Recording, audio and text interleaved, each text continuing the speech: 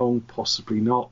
And it's if you've got the choice between the two, then they are going to back a young player there. Yeah, from the club's point of view, when they had money to be spending before this coronavirus period, given that he would be a new talent player, so wouldn't count on the cap for his first year and wouldn't count full on the cap in his second year, it was probably worth the gamble. And if he did come really good, then they would have been willing to see through his contract, wouldn't they? But obviously that isn't where it's got to with the player, and good, well done on him for giving it a try, I think.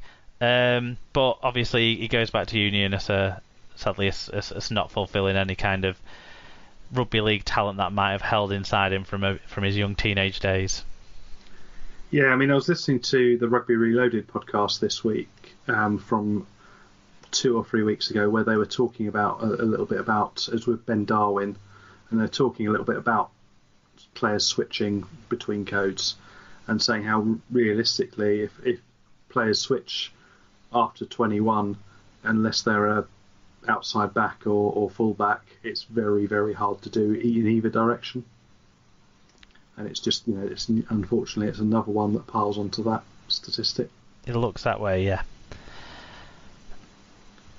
So Huddersfield Giants have confirmed that head coach Simon the Worm Wolford is to leave at the end of the season. The 45-year-old Australian told BBC Radio Leeds earlier this month that it was probable he'd be staying with the Giants beyond this year. Managing Director Richard Fulis told the club website it's best for all to get the news out now. Huddersfield are currently 8th in the Super League table, but without a win since the season restarted in early August.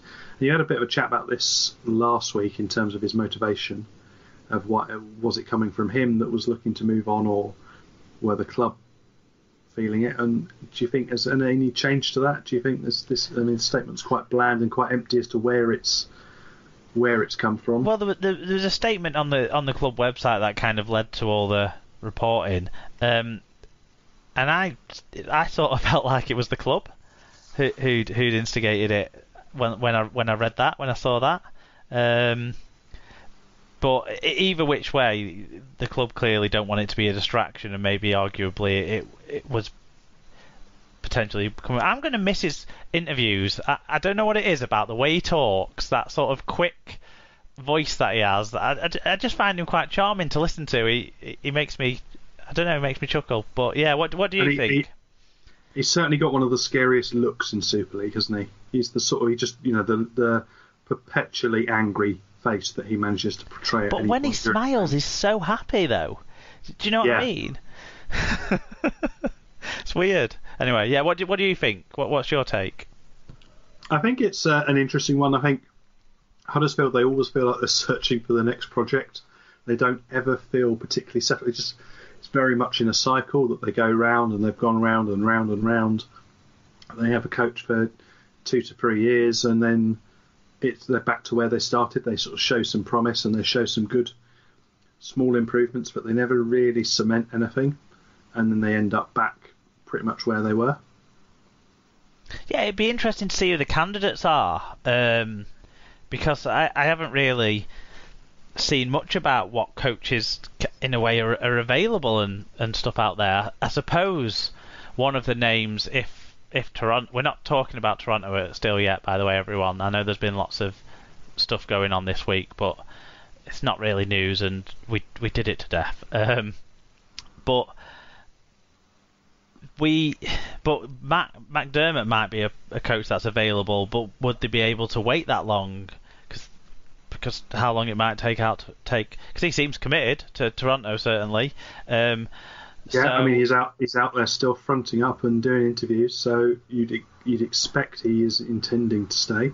Yeah, so I don't feel like NRL assistant coaches are necessarily going to be looking at a Huddersfield job as a job to come in and take at the moment. So they're going to have to look around assistant coaches around the Super League, or maybe a couple of coaches in the Championship. But I mean, Chris Foreman's one that's sort of been mentioned. Obviously, there was a lot of question marks about his departure. I think that's from there. I don't think they've overcome that, have they? Well, that's the question. But he has done some good work up there. at Workington since he has gone on. So he could be a candidate in some. It depends what everything has gone on, how much of that is settled or otherwise, really. Yeah, I don't know. There's people like James Webster floating around, I suppose. Marshall at Saints might want a top job, and don't know if they've got a clear succession plan in place there for him, or if that's not how it works. Maybe you might want to look elsewhere. I'm not sure. It's going to be interesting though. Yeah, and I mean, there's some left field candidates, obviously, and there's the NRL and whether someone would come back over for it. I mean, there were links with Sean Wayne, which I think is bizarre, because why on earth would he take that job? It's just because he's a head coach who isn't in a full-time club position. I think is the only reason there. I mean, there's people out there like Leon Price, if you want to throw a kind of left field name out there. They might go and look at someone at one of the championship clubs that are scaling back, like maybe Grix at Huddersfield. I'm not sure. Stuart Littler, I think, has shown really good work at Swinton, but whether he can make this bigger jump, maybe he needs to go to a higher up championship side first before he can jump into a Super League gig. I'm not sure. Yeah, I mean, there's names out there, but whether I think they'll want someone experienced, but I'm not sure who's out there on the job market that fits that bill. Anyway. Well, yeah, I mean, Lee Radford was the last Super League coach to be sacked, and he's off to Texas. So. Yeah, but that's to be fair, that doesn't mean he's off the radar for being in a Super League job if one came available, does it? So that's one, I suppose. We shall wait and see. Let's whip through some championship news. Let's do these. Let's kind of drop through these all quite quickly. Start with Bradford, who've signed back rower Brad England from Doncaster on a 1-year deal. The 25-year-old came through Castleford's academy before enjoying a 4-year stint at Doncaster. Whitehaven hooker James Newton has signed a new 3-year deal with the club. 29-year-old has scored 29 tries in 161 games for Haven since joining from Hull FC back in 2013. Oldham forward Jack Spencer has signed a new 1-year deal. The 29-year-old, who has also played in France and Australia, has made 99 appearances for the Rougheads in 4 seasons. Yeah, Andy Gabriel and Joe Martin have signed new deals with Dewsbury for the 2021 Championship season. Winger Gabriel and fullback Martin both joined the Rams in 2019 and now committed to the club for next year. And here is the news everybody was waiting for. Yeah, Lee winger Ryan Shaw has signed a new 1-year deal with the club. The 27-year-old joined Lee in February from rugby union side Yorkshire Carnegie. He scored 46 tries and kicked 138 goals in 82 appearances for Hull KR between 2016 and 2019. He can put the points up. He can kick a goal. And, yeah, that's I'm not saying one-trick pony, but that is his main trick. Yeah, Hull KR do like wingers who can finish from close range but not much else and kick a good goal. Josh Mantellato, for example. Yeah. Sheffield have re-signed prop Rory Dixon on a new 1-year deal. The former York player joined the Eagles in 2019, making 16 appearances last term. Dewsbury prop James Thornton has signed a new 1-year deal with his hometown club for next year. And Swinton have signed young centre Lewis Roberts from Salford for the 2021 Championship season. The 18-year-old played for Telford Reserves in 2020 and also played for the club's first team against Swinton in pre-season. York have signed centre Taimi Nickau, the son of former Kiwi international Tawera Nickau, for the 2021 season. Nickau, 26, follows in the footsteps of his father, who played for the old York club back in the early 90s. Dewsbury have signed Samoan centre Bailey Liu on a 1-year deal. The 24-year-old signed for League One side the West Wales Raiders ahead of 2020, but will now link up with the Rams next year. It seems weekly we're getting players that the West Wales Raiders have brought over that are now getting deals in Championship clubs. Yeah, it's an interesting one, and well, yeah, they've obviously got an eye for talent, just maybe not getting it all together on the pitch at the same time in the right way. Batley have signed centre Kieran Buchanan from Hull FC for the 2021 Championship campaign. The 21-year-old will link up with the Bulldogs once his contract with Hull expires at the end of this season. And York have signed Wakefield centre Ryan, the try-claimer Atkins, for the 2021 season. Atkins, who's 34, is the fifth highest try scorer in Super League history with 186 tries for Trinity and Warrington, and would be the highest try scorer in Super League history if all the ones he fucking claimed were given. He spent almost 10 seasons with Warrington before returning to Yorkshire last year, and obviously his return to Wakefield has been a relatively brief one. Yeah, exciting though for York. They keep it's a big sign. They keep pulling these out, and they're building quite a squad there. Whether it's a squad. Well, that's exactly what I was coming on to. Whether it's a squad that's 5 to 10 years past its prime is another question, but they could well do a job there.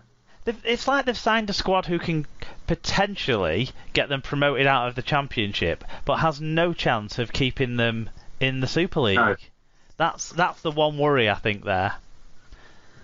Yeah, I mean, there's a lot of experience there, and there's some young players floating around as well. So it'd be interesting to see what happens to them. But if they keep them fit, then they've got a good chance of keeping that first team together. Then they could do quite well. Yeah. Shall we move on to some League One stories? Yep. Ottawa have shocked the world by signing somebody not from Widnes, by signing former St Helens and Workington centre Calvin Wellington for the 2021 season. The 24-year-old came through the ranks at Saints and made his first team debut at the 2017 Magic Weekend. He's also spent time at Workington over the previous 2 seasons. Barrow forward. Looking for something from the boot of Wellington. That's the question. I don't think he's a goal kicker, but no, but I just wanted to use that pun. Barrow forward Jared Stack has signed a new 2-year deal with the club. The former Workington back rower has committed his future to the Raiders until at least the end of the 2022 season. You don't see many 2-year deals in League One, but good stuff from there. Coventry Bears have retained 16 players on new deals ahead of the 2021 League One season. The list of the keepers: Hayden Freeman, who's the club's longest serving player on the wing, Rhys Rance, Liam Wellham, Nathan Hill, Brad Sheridan, Sandy Ray, Kadeem Williams, Doug Chirnside, Will Budd, Darius Hamilton, the prop from the Army, Harry Korthman, Chris Cullimore, Leon Harbour, Peter Ryan, Will Tully and Ryan Langton. And they've also confirmed that 14 players have left the club. The departure list is props Cam Stewart and Ben Gray, Zach Fellows, Tyler Chant, which is a shame because he did look quite exciting, Ewan Tiernan, Alex Williams, Rhys Williams, Niall Collett, Aaron Ryan, Fiat Millwood, Johnny Allen, Jay Neef, Brad Clavering and Kieran Smith. There's a few names in that I have like vague familiarity with. Who are the most exciting retentions and the most potentially to be missed losses there for your Bears? I think keeping Liam Wellham's a big bit of news. I think that's quite something that will do. I think Kadeem Williams, keeping him down for a 3rd season is going to be really good because he's an exciting electric centre, so that's good to see him. Will Budd, prop, who really impressed me in the 3 games I saw him play, coming out of the London system, should be doing quite well, and I hope he can kick on. And Darius Hamilton, as I mentioned, the Army prop, who we picked up from an open trial over the off season. He's got a lot to give. He's a strong hard runner, and he's got some skills as well, so he'll be good. And Chris Cullimore, hooker, quite experienced at this level, played around, and so he's someone that we've got high hopes for. In terms of the departure list, Tyler Chant, as I said, looked very exciting.